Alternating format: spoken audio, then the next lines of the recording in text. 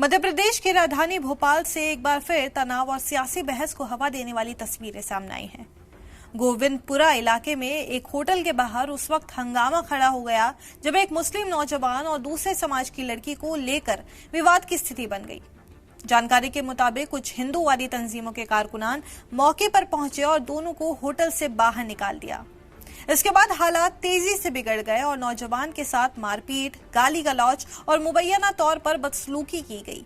वहां मौजूद लोगों के मुताबिक शख्स के साथ बुरा बर्ताव हुआ, उसे अपमानित किया गया और सड़क पर भीड़ के बीच हंगामा चलता रहा। घटना का वीडियो सोशल मीडिया पर वायरल होने के बाद इलाके में तनाव का माहौल बन गया है और लोगों में नाराजगी भी देखी जा रही है।